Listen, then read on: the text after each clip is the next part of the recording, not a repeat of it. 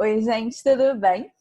Meu nome Oi, é gente. Helena, essa é a Vale. Alice, e esse é mais um Nutri Sem Neurose. E hoje a gente vai falar sobre insatisfação corporal e mudanças no nosso comportamento. Exatamente. Até porque não é só de alimentação que a gente vive, existem outras questões na nossa vida, como a atividade física, a forma como a gente lida socialmente com outras pessoas, e tudo isso pode mudar quando a gente está insatisfeito com o nosso corpo, por mais que a gente ache que não tem mudança. Bom, para começar a conversa, a gente tem que entender o que é a imagem corporal e como que ela é formada na nossa cabeça.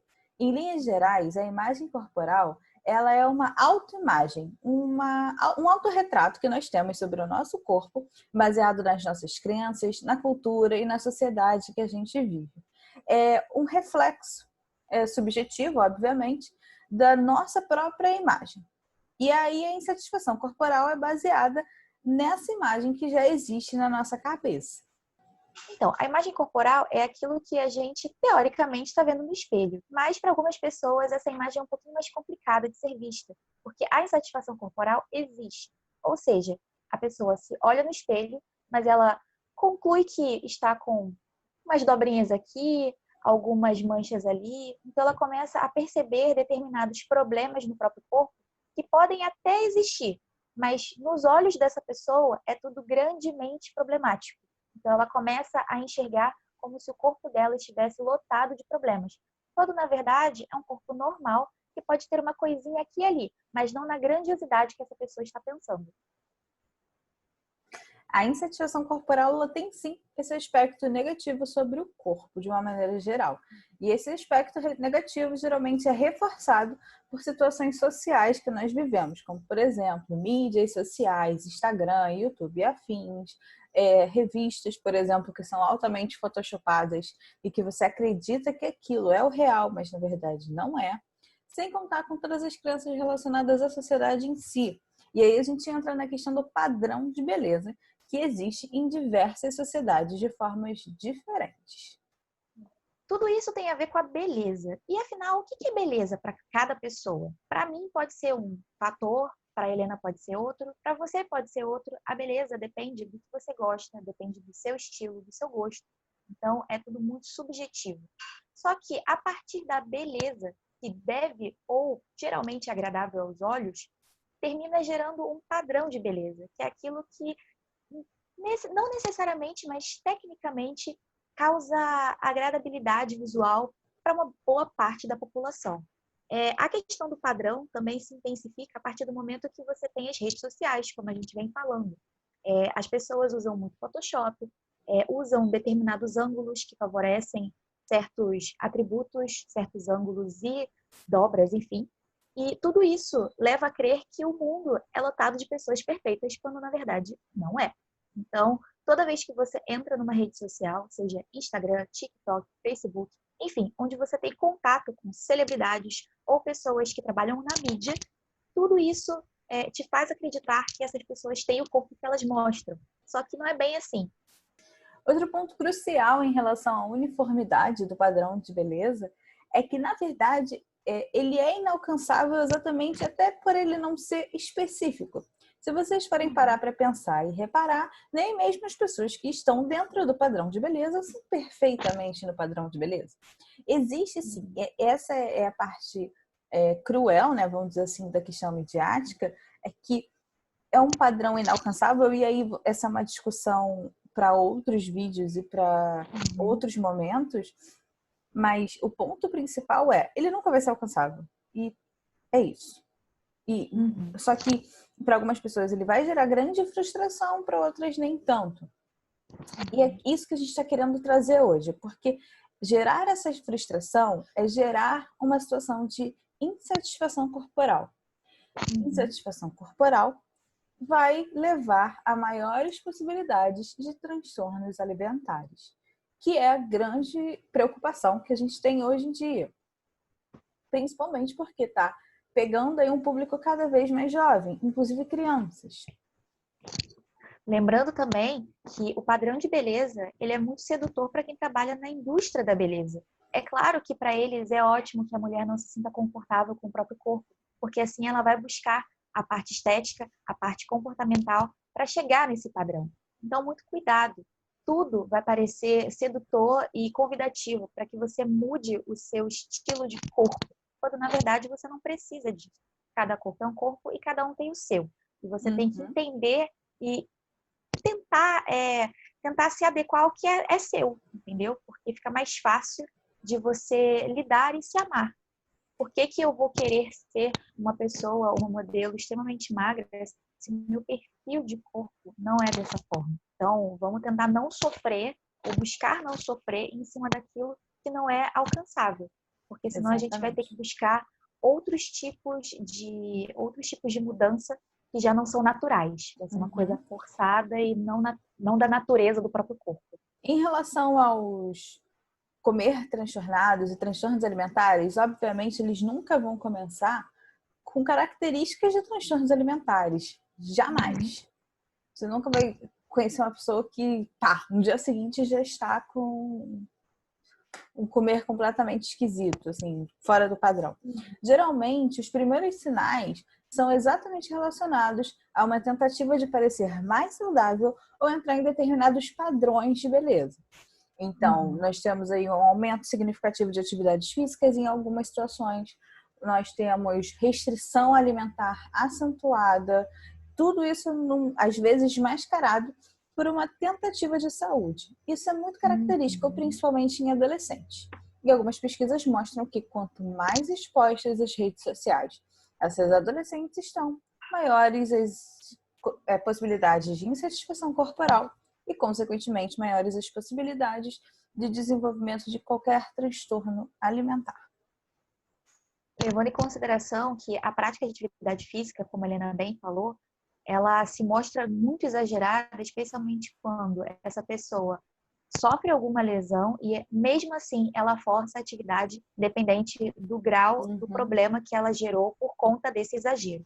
Então, é importante que a gente preste atenção nisso, tanto na gente quanto nas pessoas ao nosso redor, que começa de uma forma muito sutil e vai crescendo ao ponto da pessoa não conseguir controlar essa vontade de fazer atividade ou de comer restrito ou de fazer qualquer tipo de coisa que traga esse emagrecimento imediato. Além disso, a gente está aqui falando de emagrecimento, obviamente, mas existem transtornos alimentares que também estão relacionados à tentativa de ser sempre mais saudável. O nome é vigorexia. Então, não é só de pessoas que querem emagrecer que os transtornos alimentares acabam acontecendo. Pessoas que são saudáveis, mas que são saudáveis ao ponto de não comer fora de suas casas, mas que transformam isso em algo extremamente importante, quase religiosa, também são pessoas que estão desenvolvendo um transtorno alimentar, por mais que ele pareça saudável em um primeiro momento. Lembrando que ser saudável não é um problema e comer de forma saudável o tempo todo também não é o problema. Mas a pessoa que tem esse tipo de questão, ela vai se estressar com muita facilidade se ela não tiver acesso a esse tipo de alimentação mais saudável. Ela não vai sair para os lugares, ela vai evitar todo tipo de contato com pessoas e lugares que não tragam essa alimentação saudável junto com ela. Então, ela vai parar de socializar, ir em festas, barzinhos, enfim, ela vai começar a cortar esse tipo de situação da vida dela, que ela sabe que nesses locais e com essas companhias, ela não vai ter a alimentação que ela deseja. E aí começa o problema. Não reforçar as situações de insatisfação. Exatamente. Por favor, não reforce a insatisfação dos outros. A gente tem a grande mania, e quando eu digo a gente, inclusive a gente que fala aqui para a gente se amar e realmente tentar se ver com olhos bondosos, a gente também erra às vezes, as palavras podem machucar.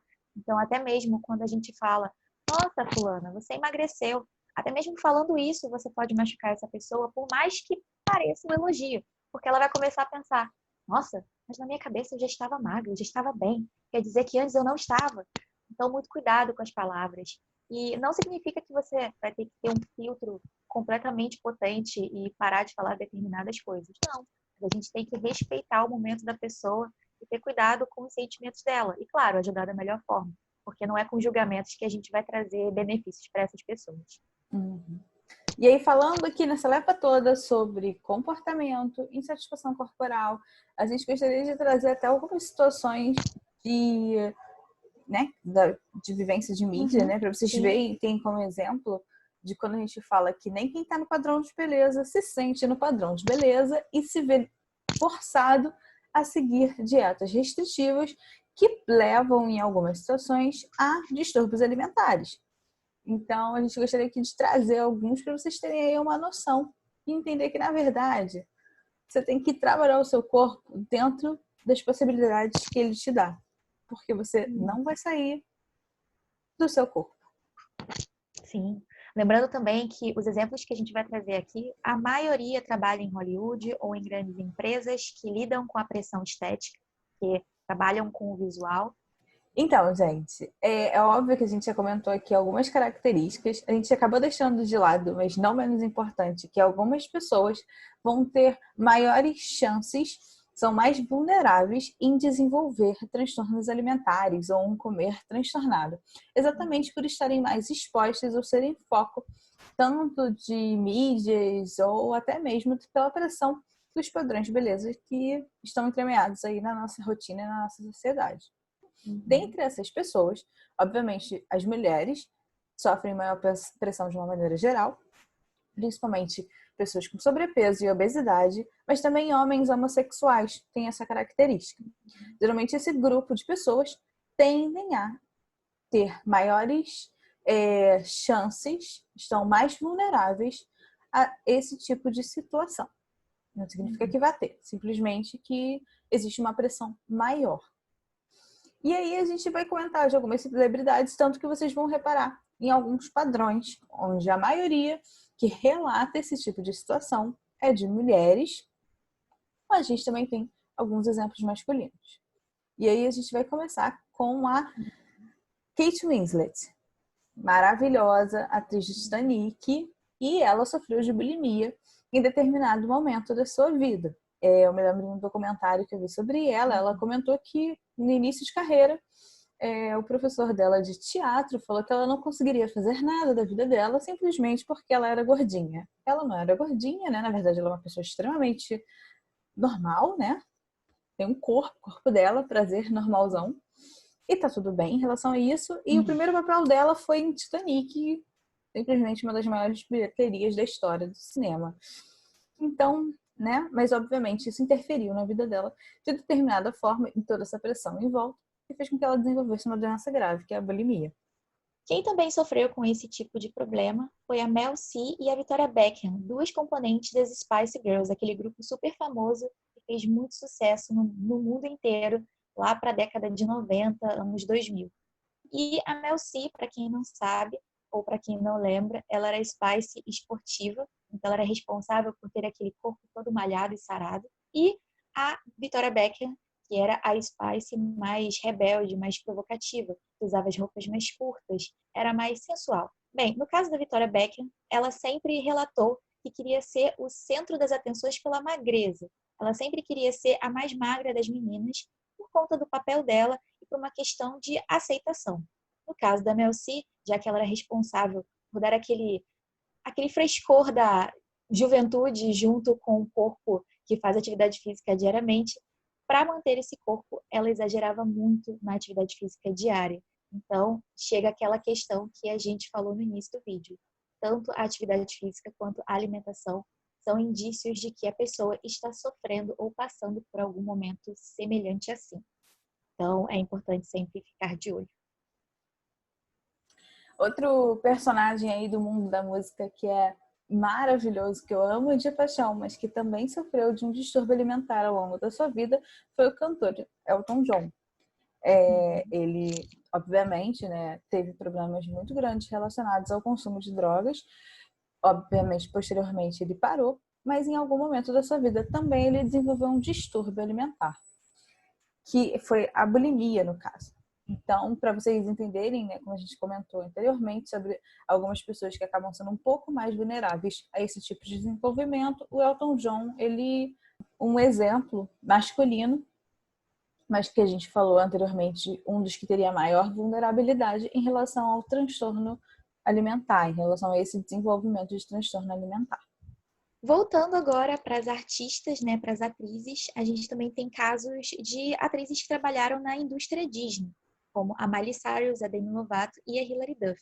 As três sofreram com distúrbios alimentares. A Demi Lovato, especialmente, ela teve outras questões mais voltadas para o psicológico, que podem também auxiliar nesse tipo de questão. E lembrando que quem trabalhava com ela na época em que ela estava divulgando mais as suas músicas, infelizmente, forçava de uma maneira extremamente não saudável o corte excessivo dos doces e outros alimentos que a Demi gostava. Então, ela já relatou no programa da Ellen DeGeneres em algum ano, se não me engano, no ano passado, que por muitos anos ela não teve um bolo de aniversário. E esse é o mínimo. A pessoa ela pode cortar o doce, ela pode se sentir bem, satisfeita sem. Ela pode até não fazer questão de ter um bolo de aniversário, por exemplo.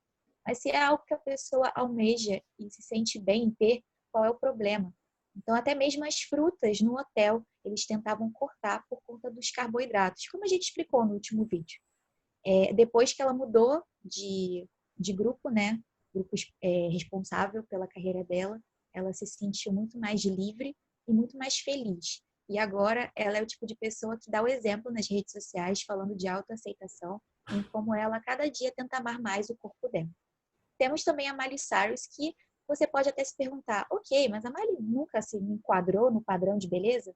Bem, a Miley pode ter sido magra, e é magra, ao longo da vida dela toda. Mas teve uma apresentação específica no VMA em que ela usou um conjuntinho tipo um biquíni, que deixou ela bem falada nas redes sociais e no mundo afora, e isso deixou ela totalmente insegura, porque as pessoas falaram muito da magreza dela. Isso fez com que ela desenvolvesse distúrbios e por muito tempo, ela relatou aproximadamente uns 3 anos, que ela ficou com muita vergonha de usar biquíni ou roupas curtas em público. Então aí cabe o questionamento das coisas que a gente fala e podem magoar as pessoas. E fechando, temos também a Hilary Duff, que é uma atriz mais antiga aí, da época da Lizzie McGuire, anos 2000, da Disney, que quando estava com os seus 17, 18 anos, começou a cortar muitos alimentos da sua vida e ela chegou a relatar câimbras excessivas nas mãos, o que indica um corte aí de sódio, potássio, significava realmente uma alimentação que não estava sendo saudável para ela. E hoje ela dá muito exemplo, sendo mãe de 2 crianças lindas, mostrando como a atividade física e uma boa alimentação podem trazer saúde, e ela está mais feliz do que nunca. Outra pessoa que foi muito divulgada na época, né, foi a princesa Diana. Ela, obviamente, né, como a futura princesa de Gales, mãe dos herdeiros reais, naquela época sofreu uma grande pressão, apesar de ser uma mulher linda e completamente presente na mídia, mas ela sofria de outras situações, inclusive de uma depressão. Ela sofria dessa situação fora todas as outras questões relacionadas a estar na família real. Então, ela desenvolveu também uma situação de bulimia ao longo da sua vida. E apesar de nunca ter tido uma situação de grandes ganhos de peso. Todos esses exemplos que a gente está trazendo aqui para vocês, gente, é para mostrar que a insatisfação corporal ela está relacionada em muitos aspectos, não unicamente, mas até porque são todos problemas muito complexos, mas está relacionada a como as pessoas se veem, como a reflexão da imagem não condiz com a ideia que essa pessoa tem da sua própria imagem. Então, pessoal, esse é o nosso vídeo de hoje. Espero que vocês tenham gostado. E, em resumo, uma mensagem que a gente quer trazer é que cada corpo é um corpo, o seu corpo é único. E se você tenta se amar um pouquinho mais a cada dia e tenta se entender dentro das suas perfeições e imperfeições, vai ser muito mais fácil se amar e muito mais fácil se cuidar da forma que você acha necessário. Lembrando que você vai ter esse corpo até o finalzinho da sua vida. Então, trate ele com carinho e com respeito e que tudo vai ficar bem. Não todos os dias, mas a maioria, pode ter certeza. Bem, a gente termina aqui. Eu sou a Alice, ela é a Helena e esse é o Nutri Sem Neurose. Tchau! Não esqueça de curtir, comentar, se inscrever e compartilhar, hein, gente? Pelo amor de Deus. Tchau! Tchau!